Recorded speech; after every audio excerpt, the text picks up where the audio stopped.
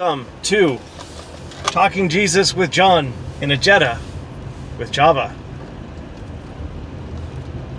It is 1:55 in the afternoon right now, and I need my Java pretty bad.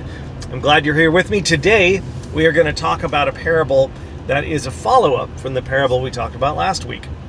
Last week, we talked about the parable of the sower, which was great. Just a lot of good meat in there. Today, we're talking about a parable that Jesus told called the wheat and the tares, or the wheat and the weeds. So that is what we're going to do. Let me give a quick shout out to my patrons. Thank you for supporting me. If you want to join the ever-swelling ranks of my patrons, you can go to patreon.com/John Rallison. And you can get my stuff there. I keep in touch with my patrons, but I don't actually give extra special stuff, because the idea is that you're helping me to spread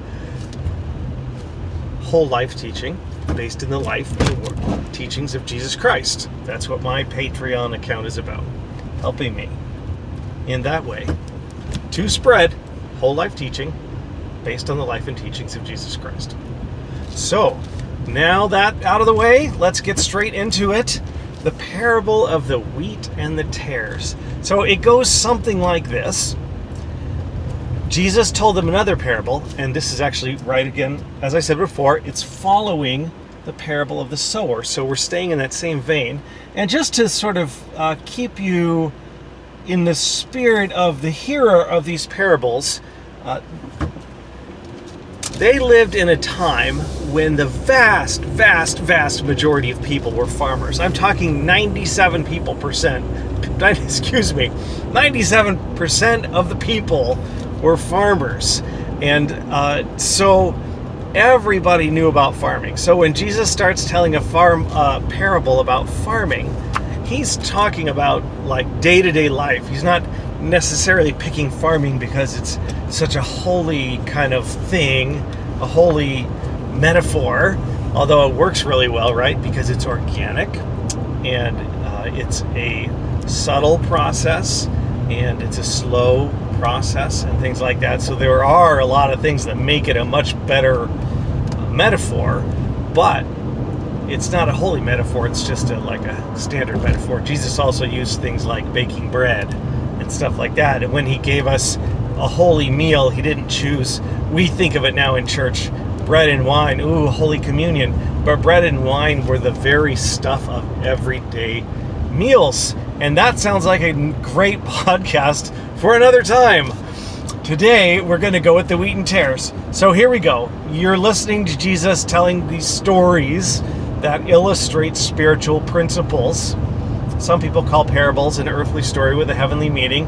And the parable of the tares goes like this. He also told them another parable. He said, a rich man planted his farm with seeds. And then when the seeds started growing up, started sprouting, there were weeds growing up with the good seed. And his workers came to him and said, what happened? Didn't you buy good seed? And the owner said, no, an enemy has done this. And so his workers said, do you want us to go out and pull up the weeds? And the owner said, no, don't go pull up the weeds, because when you pull up the weed, you might uproot the wheat as well. So, let me think. This happens when you do podcasts while you're driving. So the owner continued and said, we'll wait till the harvest. And when the harvest comes, first we'll gather the wheat and put it in bushels in the barn, and then we'll gather up all the weeds and tie them in bundles to be burned. So that is the parable. Wheat and weeds. Wheat and weeds. So there's obviously some sort of distinguishing thing going on there, right? Wheat and weeds.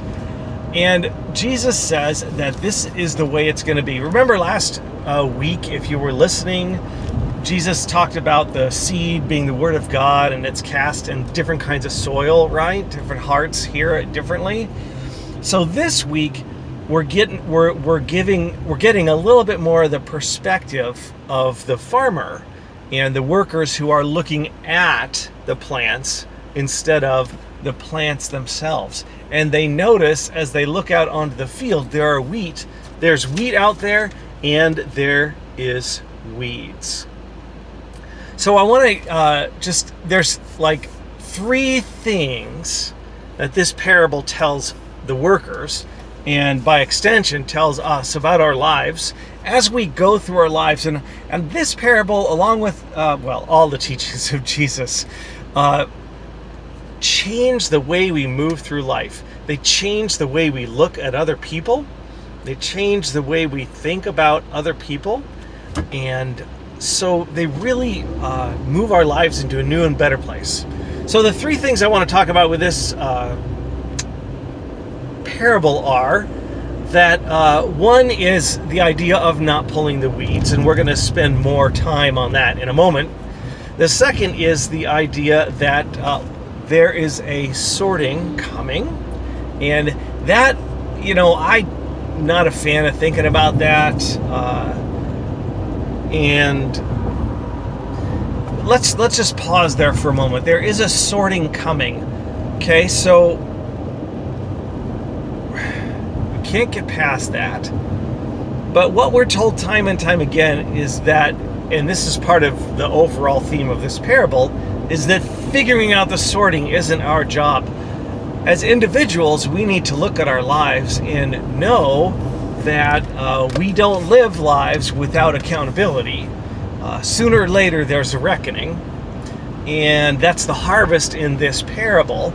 And so that's just a thing we need to be reminded of, that this end of the parable is coming where there will be a harvest.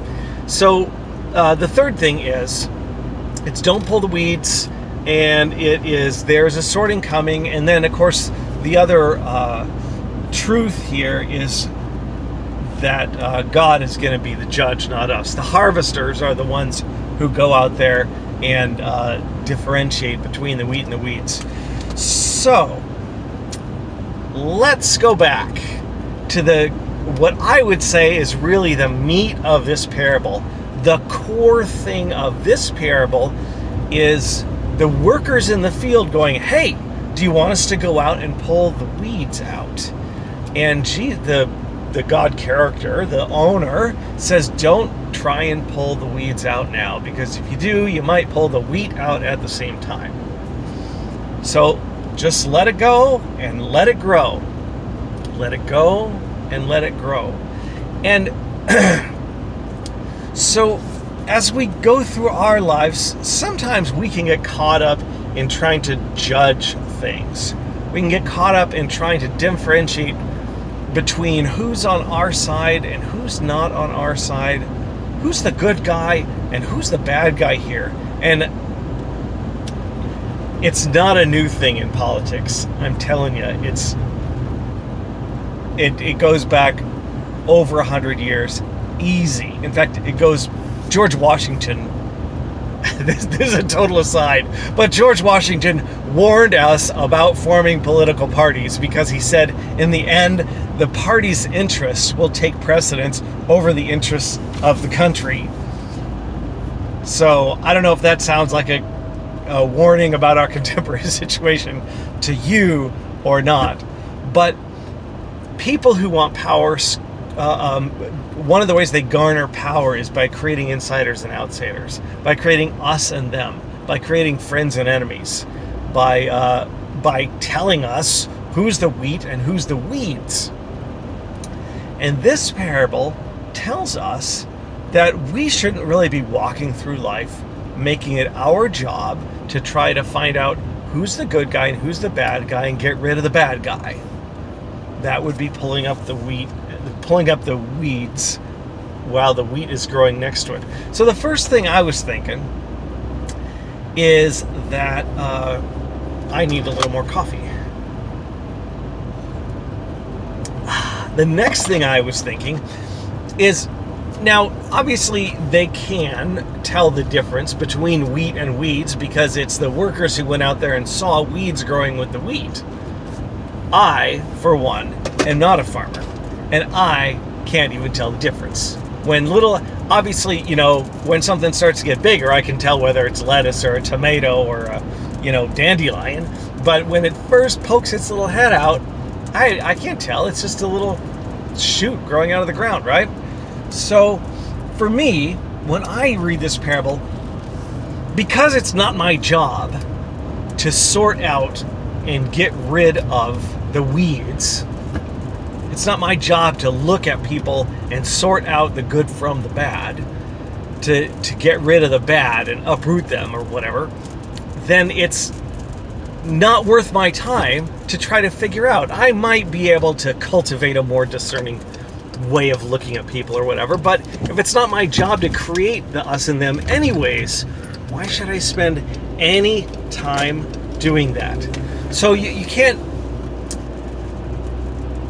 Furthermore, actually, I'll say that. Furthermore, and this may surprise you, people are more complicated than commodity crops. I'll say it again, and I will assert it very strongly. People are more complicated than commodity crops. People change. People grow. So even if you think you can tell the difference between the wheat and the weeds in your life, the wheat and the weeds around you, you don't know for sure who's got what going on. You don't know the inner life of the people around you. And sometimes people act a way that looks very weed-ish, when in reality, they're just broken and hurting. You've heard this before, probably. Hurting people hurt people. Hurting people hurt people. That's one way to say it. Another way to look at it is, and not that we don't need protection from bullies, but a lot of times bullies are bullying because they are trying to find some sense of power and control in a life where they have none, or they're trying to mask the pain that they live with from somebody else treating them that way. And so when we look at people, the clear teaching from this parable is we're not supposed to be looking at them and trying to figure out who's the wheat and who's the weeds. And it's because you can't tell the difference. You can't read their inner life. The second thing Jesus also says, the owner says in the parable, is you might pull the wheat up with the weeds.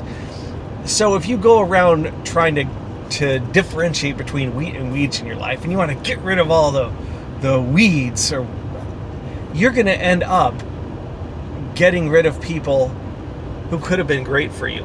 And let's be honest, sometimes when you are looking at someone and you're thinking they're a weed, it's because, and I have to be frank with you here, it's because they're being more honest with you than some other people, perhaps. Perhaps they are the ones who are willing to tell you things. Perhaps they are the ones who are less codependent on your feelings and your happiness.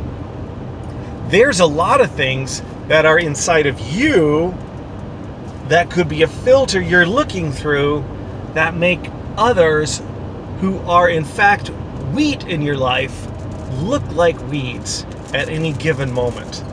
And so again, we run into the same problem, differentiating between wheat and weeds and uprooting the wheat as we try to get rid of the weeds.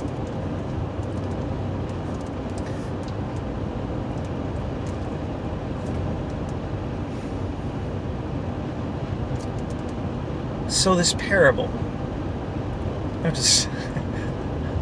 to stop and think. This is where someone who's more savvy, instead of saying I have to stop and think, would stop and take a drink of coffee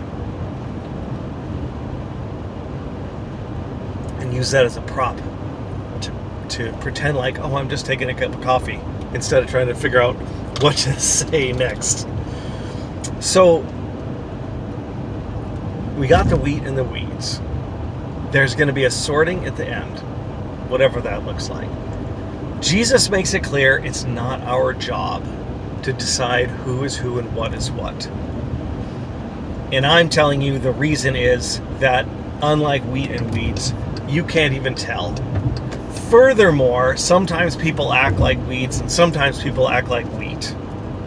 Furthermore, people change and grow when you treat them with grace and speak to them with truth.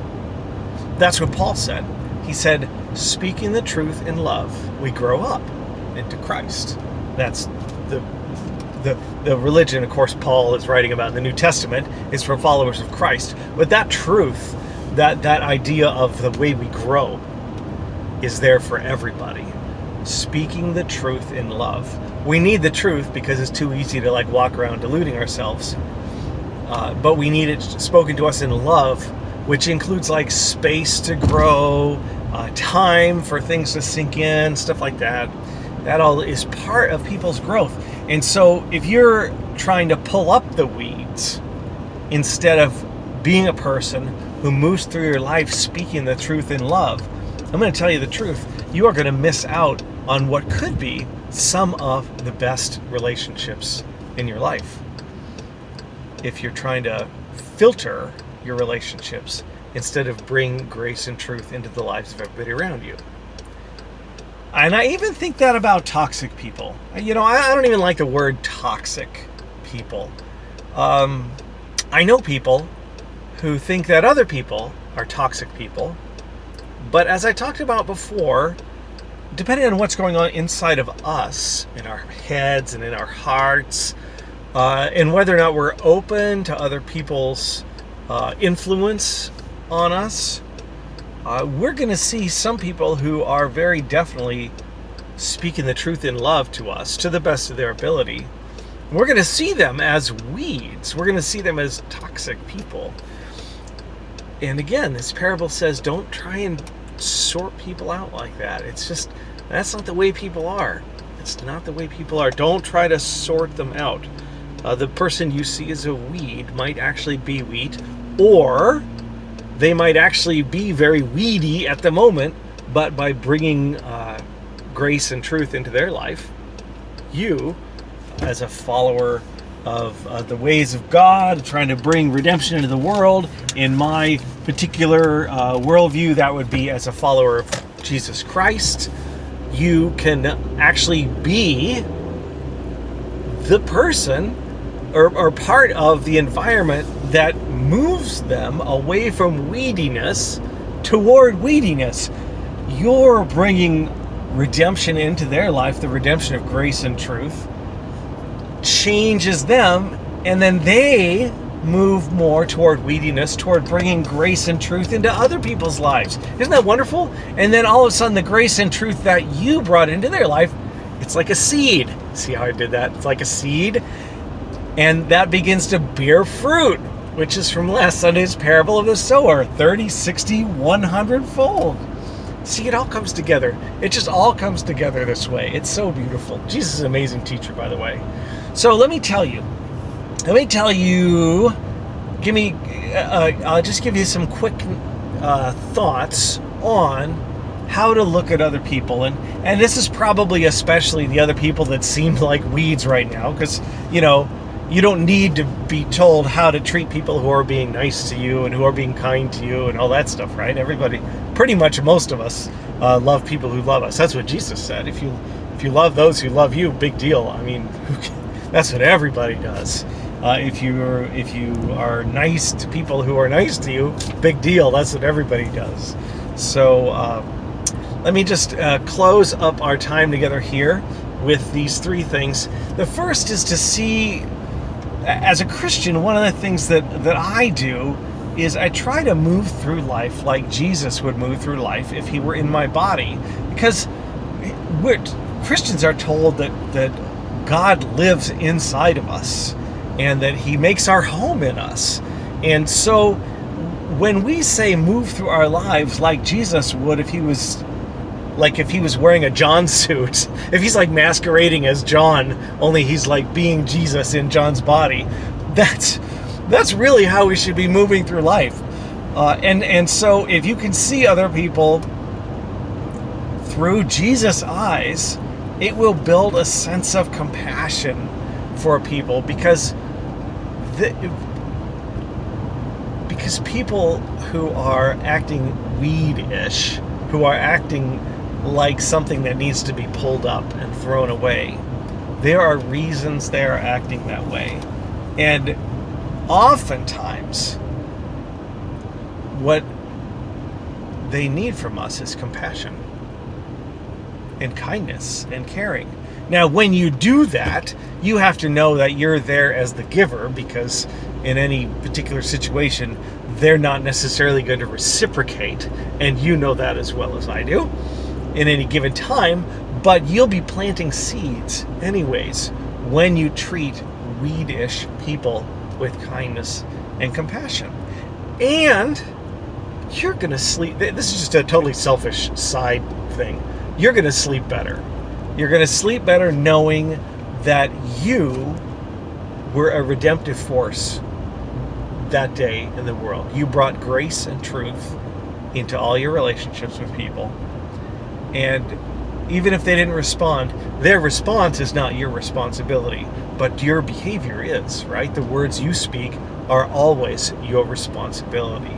The actions you choose are always your responsibility. So when you choose redemptive words and redemptive actions, even in the face of very, very, very weedish people, you are doing yourself a kindness as well, because you will sleep better at night knowing that you were part of the redemption and healing of the world, instead of furthering division and this type of thing.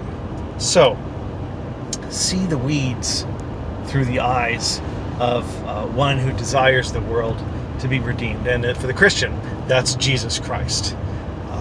And, you know, if you can imagine their condition, I don't know about you, but I've had some bad moods in my life, and some times of stress in my life. And certainly this year, being like between work, I've had some times of stress and some less than wonderful moods.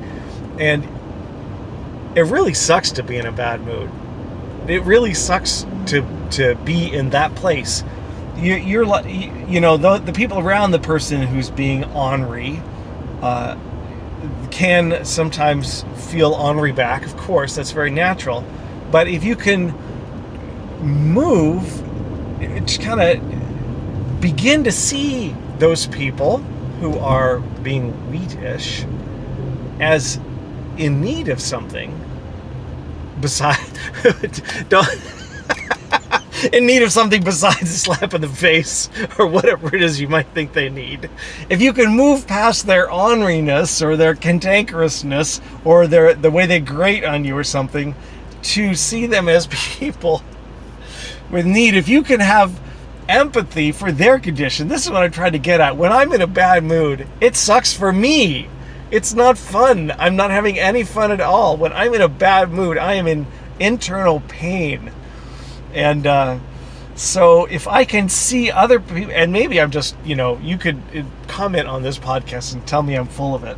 But if I can see other people as that, when they're like not nice to be around, as that being a function and a result of the pain they're in, then I can look at them with compassion and see that I have an opportunity to be a redemptive presence in their life.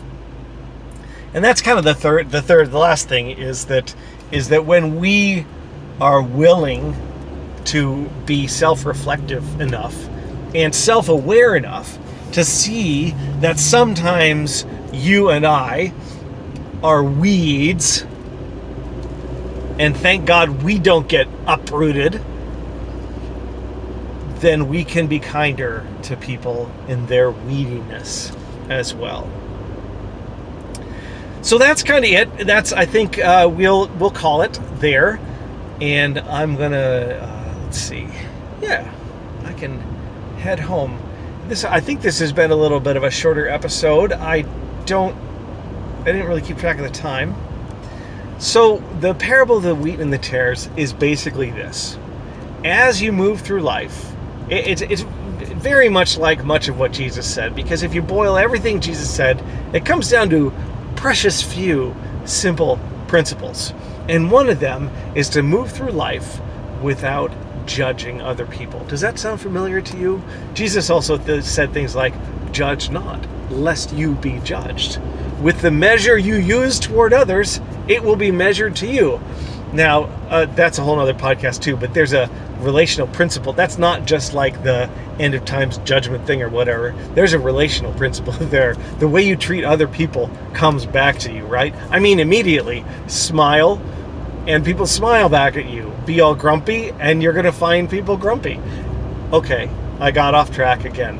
Goes with driving while I'm talking. So the main principle of this parable is that it's not our job to walk around through our life labeling people wheat or weeds, good guys or bad guys, enemy or friend, my kind of person, not my kind of person. The teaching of Jesus is to move through life with love. That doesn't mean Paul summed it up again nicely. Speak the truth in love. You're desiring the very best for people. Jesus got hot under the collar sometimes and said some very serious things. And he was very angry at some people at different times.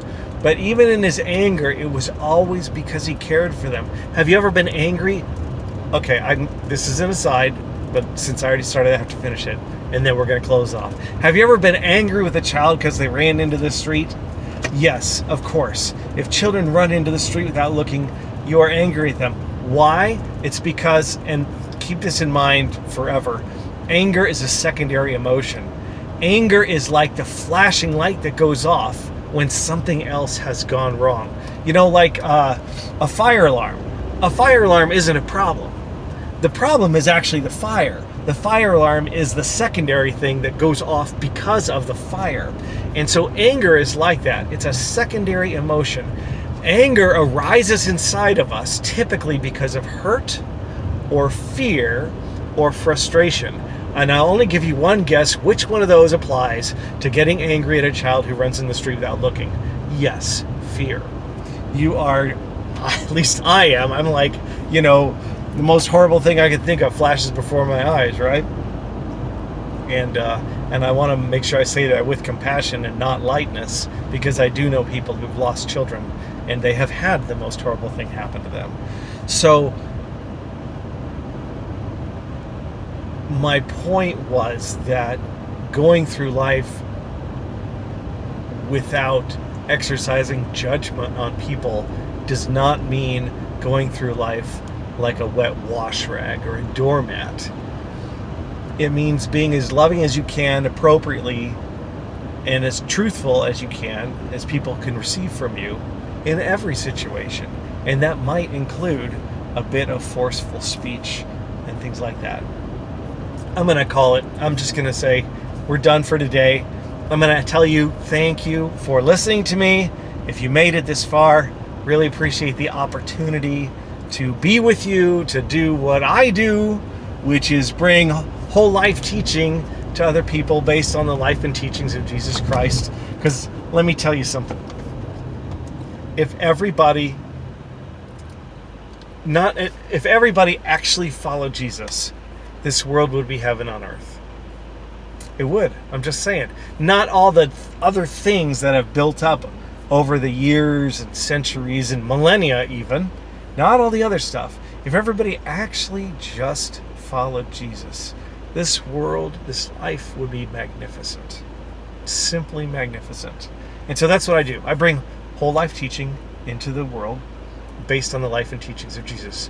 And again, I have some patrons who help to support that, and I'd sure love for you to join our patronage team. You can go to patreon.com/John Rallison if you want to do that. Certainly you can find me on YouTube and Facebook, johnrallison.com. You can click on blog or podcast up there in the upper right hand corner there. And be sure to subscribe using whatever podcast or YouTube thing you use. And I also want to encourage you, if you found this helpful, which I'm thinking you have if you are still listening now, I want to encourage you to like and share this and do whatever else it is with things you like on your favorite social media platforms. And with that, I think I'm going to push the stop button. God bless you with people in your life that are gracious and truthful to you, whether you're acting like a wheat or a weed. And God bless you that you can grow in being gracious and truthful in the lives of those around you. Take care. Bye for now.